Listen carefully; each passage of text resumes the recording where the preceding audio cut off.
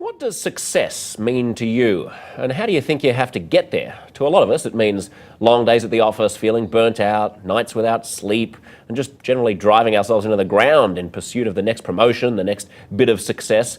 But two of the country's most successful women think it's time for us to redefine achievement. And today, they're starting a conversation to redefine success beyond money and power. They call it the third metric. And joining us to talk about it are Mika Brzezinski, co-host of MSNBC's Morning Joe, and Arianna Huffington, president and editor-in-chief of the Huffington Post Media Group. Thanks to both of you for being with us. Arianna, hello, boss. You are starting a section on the Huffington Post about the third metric. Explain to us, what is the third metric? So the third metric is really our sense of well-being, our wisdom, our capacity to wonder and enjoy life, and our ability to give back. All these are elements of a successful life, yet our culture really focuses almost exclusively on the first two metrics of money and fame. And even though clearly we have a lot of evidence that this doesn't make for a fulfilling life by itself, the other parts of what we call the third metric are being ignored. So today is a day that Mika and I have convened to put the spotlight on the third metric and how can we accelerate people incorporating into their personal lives, into corporate lives, into what we're doing in government and every aspect of our life.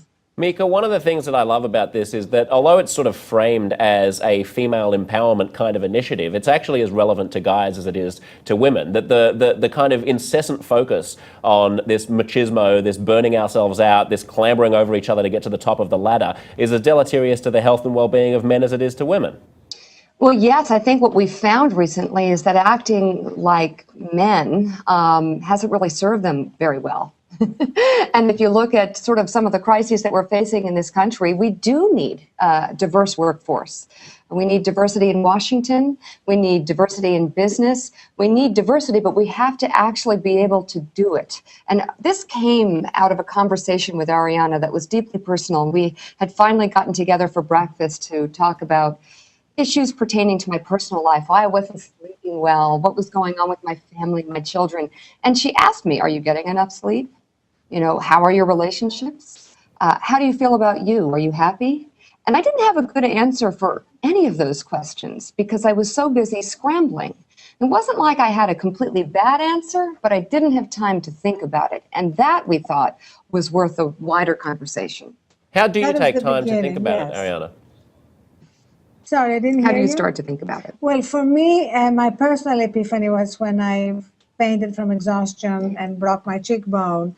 But then I started looking around and seeing how burnout was really the order of business in corporate America, in a lot of our government, and also that we were praising people for working 24/7, for burning out. And then I looked at the data, which is really overwhelming. You know, American business loses $300 billion a year because of stress, $63 billion a year because of sleep deprivation. On top of it, $200 to $300 billion a year in direct healthcare costs because of absenteeism, sickness, etc. So there's really a real way to bring together our personal well-being and corporate well-being and societal well-being. These are the connections that we are making through this conference, which incidentally we are hosting in my home because we wanted to underline the personal nature of We're in the bedroom. We're right now in my bedroom, yes.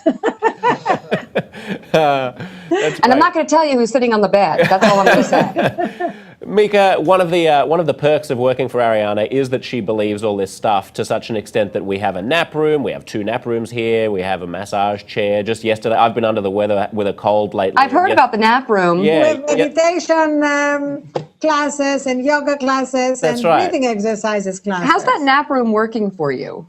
The nap rooms have been amazing. Although I must say, the other day I was going by one of our nap rooms and I saw 2 people coming out. Because it wasn't him. No, it wasn't him. No. But I thought, you know, whatever gets people to recharge. Okay. That's a different conference.